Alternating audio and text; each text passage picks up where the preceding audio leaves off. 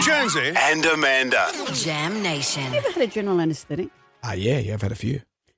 Coming out of the anaesthesia, I get more and more anxious. I've had IVF procedures, Colonoscopy? colonoscopies, hip replacements. Sometimes the colonoscopy, those ones are supposed to be the light twilight ones. I'm assuming with my hip replacements and things like that, they use something a bit more solid. But coming out of them, Yeah. and you start to babble like an idiot. I remember once for my first hip replacement, I was talking nonstop. This is what can be embarrassing. And I remember you and I were in the opening credits of Family Guy, high kicking down the stairs. Yeah. Is that real or not? Oh, yeah, that's real. Oh, yeah. That's what happened, Brendan. That's right. Yeah, that's I what remember actually being happened. very distraught when you went in for your hip surgery. You went out drinking with Daryl Braithwaite and didn't remember a single thing. We were both concerned. Okay. But coming out of an anaesthetic isn't a pleasant experience. It's discombobulating and it's weird. It's like a hangover without the hangover. It's very strange.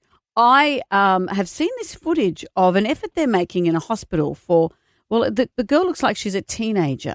And what they do is they try and make the experience as pleasant as possible. But picture yourself here. So you're pumped full of drugs. Your brain isn't sure what's going on. You see next to your hospital bed a dwarf horse, a miniature horse. So you don't know, am I going crazy or is that a very small horse?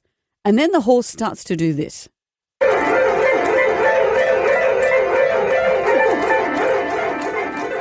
This is a therapy horse, miniature therapy horse, that plays a piano with its nose next to your bed as you're coming out of an anaesthetic. Is that on a full-size piano or a The miniature little piano? miniature one. Miniature horse, miniature piano. Yeah, it makes sense, Brendan. Well, they're hard to move around, pianos. And it can't play with its hoofs. It's obviously playing with its snout. Yeah, of course. But it's weird, isn't it? My brother's friend was recently in palliative care. He's since passed away. He's a very lovely man. It's a sad story. But when he's in palliative care, they brought through support llamas, like therapy llamas.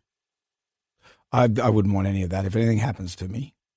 You don't want any of that? I ride a motorcycle, so there's a good chance. I don't want anyone dressed up as a clown. I don't want those stupid clown doctors. I don't want little kids singing songs to me. I don't want anything.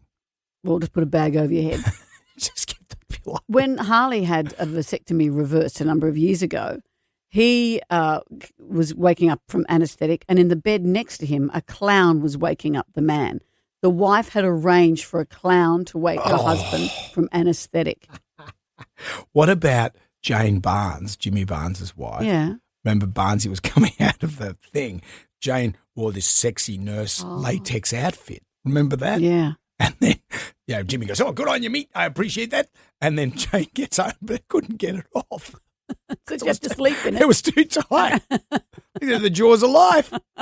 You'd prefer sexy nurse to llama. I would actually, Jane Barnes, sexy nurse outfit. When my dad was in hospital recently, he's 91, and someone came around with a guitar to play, and Dad can be acerbic at the best of times if he's not in the mood, and he's sitting in the hospital, and I can see his lips start to curl, and my brother and I looked at each other, and we said, "Dad, don't, just don't." So Dad had to sit there and listen to someone sing "Somewhere Over the Rainbow." He's yelling out, "Gong him, Red."